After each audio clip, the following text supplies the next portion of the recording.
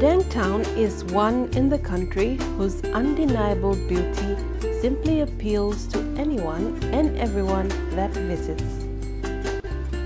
It is situated on the waterfront with its hotels lined up along that way, giving its guests a superb oceanic view and a great sense of peace and tranquility.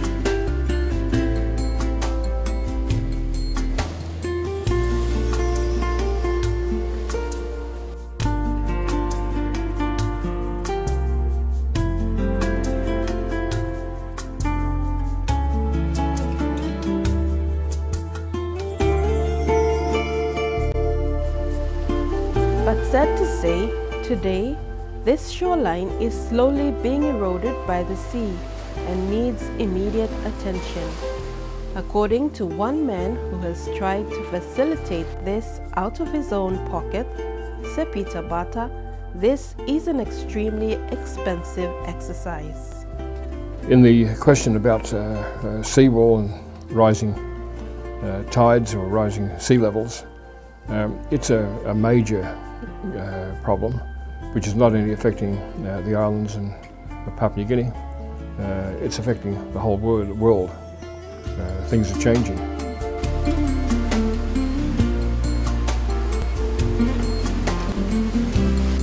Sir Peter owns the ever popular Madang Resort Hotel, which is set on the waterfront. To protect its banks, seawalls were built.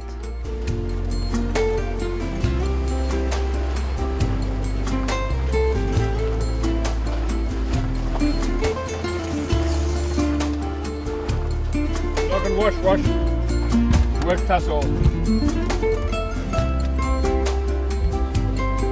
Any more sand yet? Huh? Not gonna drinking. Sir Peter tells us how this was done and the importance of it. Well, we started, 30, 40 years ago. First of all, we made a lot of mistakes. We didn't build the seawalls strong enough, and we had to go and rebuild the seawalls. I had to go and buy heavy equipment such as excavators and backhoes, and we've got a small excavator now because most of the walls are quite stable. But even as stable as they are, we still have situations where damage occurs and we've got to quickly go in to repair it. I think overall we've built about maybe 2 kilometres, maybe more, of stone wall, which is about 3 to 4 metres high, and it's at the base it's about 1.5 metres. So you can imagine the amount of concrete that's used and the amount of stones that we use. We build them in a traditional way where we use the stones and then we put steel through the centre to give it strength, and then we fill it with rocks to minimise the amount of concrete we use. We do it not fast, we take a long time to do it, and over the years that we've been doing it, we've become quite experienced, and today we're building a fairly strong wall that seems to stand up reasonably well.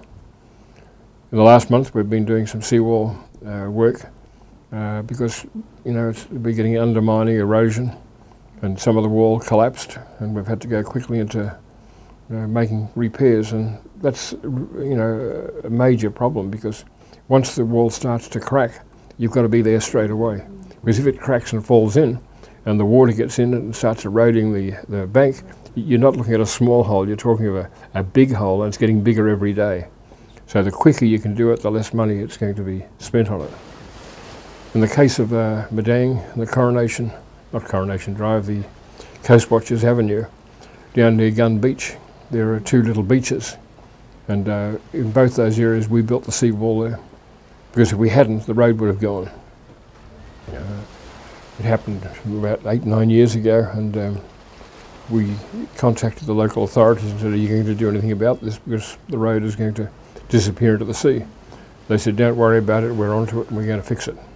Well, nothing was done, and about a year later the seawall, or the erosion, came right up to the side of the road, and had we have left it for another year, another southeast season coming in, it would have undermined that area and you would have lost the road. And how much would it have been to cost to to replace the road. It may not even be possible to replace the road.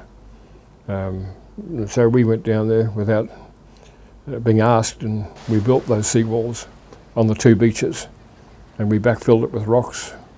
And fortunately, they're still holding. They've had a couple of breaches there, but they're still holding. And otherwise, we wouldn't have a road between here and down towards the Divine Word University campus and down to the Smuggler Inn Motel. So, you know, it's a question of getting in there fast, and government's making decisions.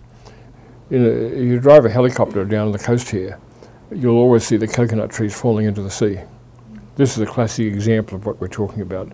The sea is creeping in all the time, even along the coast.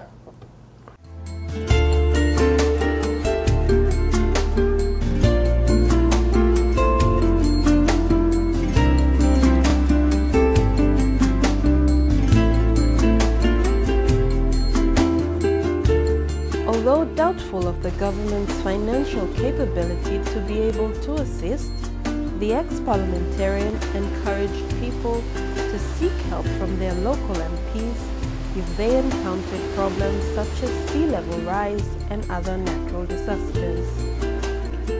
As for the government, you know, we've got a budget now in Papua New Guinea of about 10 billion.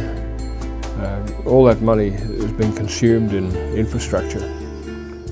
I think very little of it actually goes to any form of climate change or rising seas. I dare say that no money at all.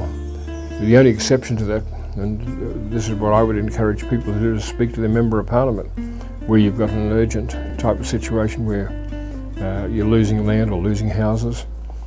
For instance, in the Madang area around Siar village or Rewa village, where the sea is eating and corroding and undermining houses, then the Member of Parliament has got discretionary money and non-discretionary money.